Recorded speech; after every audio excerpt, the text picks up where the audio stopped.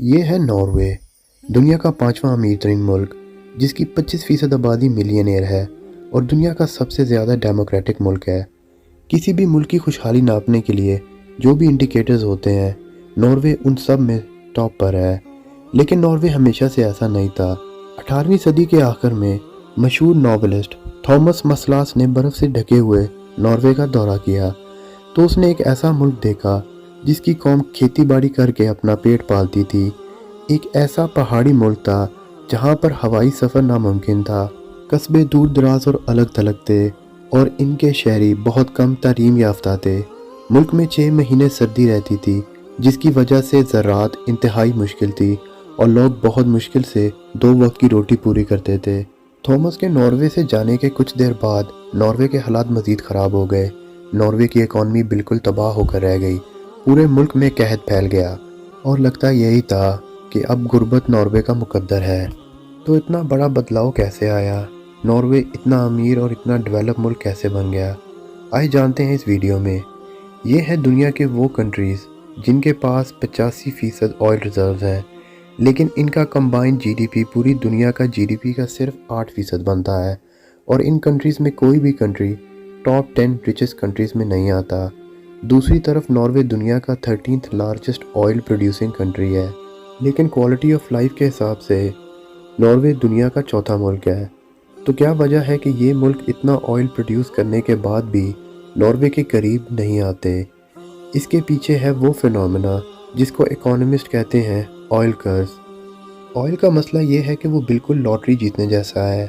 Oil نکلتے ہی قوموں پر پیسے برسنے لگتے ہیں، لیکن ان ملک کے حکمران ٹیکس کم کرنے، اخراجات بڑھانے کے لیے استعمال کرتے ہیں۔ آئل انڈسٹری اس ملک کی باقی انڈسٹریز پر چھا جاتی ہے اور نتیجتاً اس ملک کی لوکل انڈسٹری سفر کرنے لگتی ہے۔ جیسے جیسے لوکل کمپنیز بند ہونے لگتی ہیں، ملک میں بے روزگاری بڑھنے لگتی ہے، پیسہ صرف چند لوگوں کے ہاتھ میں رہ جاتا ہے اور عام عوام میں غصہ بڑھنے لگتا ہے، اور یہ غصہ لے جاتا ہے پروٹیسٹ اور ایونچولی ریولٹ کی طرف۔ یہ ہوا لیبیا اور وینزویلا کے ساتھ۔ لیکن اس آئل کرز نے ناروے کو افیکٹ کیوں نہیں کیا؟ سویڈن سے آزادی ملنے کے وقت ناروے کا میجر ایمفیسس تھا ٹمبر فش اور منرلز کو سمندری راستے سے دوسرے ملکوں تک بھیجنا۔ سن 1900 کے شروع میں ناروے دنیا کا سب سے بڑا تجارتی بیڑا بنا چکا تھا، جس کی وجہ سے ناردرن سی کا 30% ٹریڈ ناروے کنٹرول کر رہا تھا۔ اس کے علاوہ سب سے بڑا کام ناروے نے جو کیا تھا وہ تھا پارلیمنٹری سسٹم بنانا، جس کا بنیادی مقصد تھا کہ ساری پاورز اور پیسہ کسی ایک پارٹی یا شخص کے پاس نہ جائے۔ ناروے کو قدرت کی طرف سے ایک اور فیور بھی ملا تھا، اور وہ تھا اس کی سستی ہائیڈرو الیکٹریسٹی کا پوٹینشیل۔ لیکن اس وقت ناروے کی 75% ہائیڈرو الیکٹرک کمپنیز غیر ملکی تھی، اور یہ چیز ناروے کی حکومت کو کافی کھٹک رہی تھی۔ انہوں نے آخر کار فیصلہ کیا کہ ناروے کے نیچرل ریسورسز کو صرف نارویجن ہی اون کریں گے۔ اسی سلسلے میں 1940 میں ناروے کی حکومت نے ایک بل پاس کیا جس میں فورن کمپنیز کو ہائیڈرو الیکٹرک کی اونرشپ سے روک دیا گیا۔ اسی دوران ریلوے، سڑکوں کا جال بچھایا گیا اور ناروے کی لوکل کمپنیز کو بھی مچ نیڈڈ بوسٹ ملا۔ 1945 سے 1970 کے دوران ناروے کی جی ڈی پی گروتھ تھی 3.3%۔ دنیا میں سب سے زیادہ ٹیکس ناروے میں تھا، لیکن ٹیکس کا زیادہ حصہ گورنمنٹ ایجوکیشن، لوگوں کے ویلفیئر اور لوکل انڈسٹری کو سپورٹ کرنے میں سپینڈ کرتی تھی۔ 1965 میں ناروے میں ان ایمپلائمنٹ نہ ہونے کے برابر تھی۔ ناروے اب یورپ کے باقی دیشوں کے برابر آ چکا تھا، لیکن ابھی بھی اس لیول پر نہیں تھا جس لیول پر آج ہے۔ لیکن اب یہ سب فائنلی بدلنے والا تھا۔ 1959 میں نیدرلینڈ میں نیچرل گیس کے ذخائر دریافت ہوئے، اور اس دوران یہ اسپیکولیشن شروع ہو گئے کہ ناردرن سی کے نیچے بھی آئل ریزروز ہوں گے۔ 1966 میں فلپ پیٹرولیم نامی کمپنی نے ناردرن سی میں آئل کی کھوج کے لیے ڈرلنگ شروع کر دی۔ تقریباً 2 سال کی ڈرلنگ کے باوجود آئل ریزرو دریافت نہیں ہو سکے۔ سب لوگ مایوس ہو گئے۔ فلپ پیٹرولیم نے ایک آخری ٹرائی کرنے کی کوشش کی اور فل ڈیپ ڈرلنگ شروع کر دی، اور آخر کار 1969 میں نارتھ سی کے نیچے بہت بڑے آئل ریزرو دریافت ہو گئے، اور نیکسٹ 10 ایئرز میں ناروے کی آئل پروڈکشن دنیا کے ہر دیش سے زیادہ ہو گئی۔ آئل سیکٹر نے ہزاروں جابز کریٹ کرنا شروع کر دی۔ मछली को पकड़ने वाले शहर अब ऑयल पावर हाउसेस बन चुके थे, बिलियंस ऑफ डॉलर आना शुरू हो गए थे और नॉर्वे की तकदीर बदल गई थी। लेकिन ये तो मिडल ईस्टर्न कंट्रीज़ के साथ भी हुआ था, तो नॉर्वे ने ऐसा क्या डिफरेंट किया?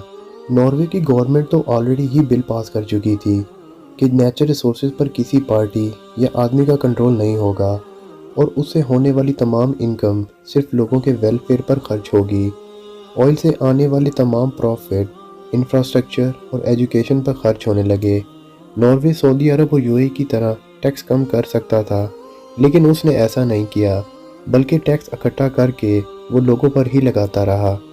सेकेंडली, बाकी सेक्टर्स को प्रमोट करने के लिए नॉर्वेजियन हुकूमत ने 1990 में एक पेंशन फंड बनाया, जिसका मकसद सिर्फ ये था कि नॉर्वे में ऑयल के अलावा बाकी लोकल कंपनीज में इन्वेस्ट किया जाए, जिसका ये फ़ायदा हुआ कि नॉर्वे की लोकल इंडस्ट्री भी फ्लरिश करने लगी, जिसकी वजह से अनएम्प्लॉयमेंट मज़ीद नीचे आने लगी। ऑयल सेक्टर से नॉर्वे की डिपेंडेंसी ख़त्म हो गई। टिम्बर, पेपर, मेटल और दूसरे मिनरल्स की एक्सपोर्ट में नॉर्वे लीडिंग पोजीशन पर आ गया और दुनिया के डेवलप कंट्रीज़ की लिस्ट में टॉप पर आ गया।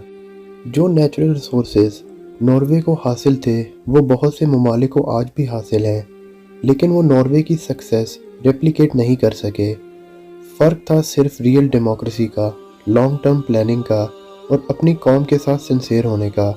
अगर हम सब कॉन्टिनेंट की बात करें तो शायद इंडिया और पाकिस्तान नेचुरल रिसोर्सेज में नॉर्वे से कहीं ज़्यादा खुशकिस्मत होंगे, लेकिन political instability, short term planning, corruption और एजुकेशन पर फोकस ना होने की वजह से आज दोनों मुल्क शदीद सोशल और पॉलिटिकल इश्यूज़ का शिकार है।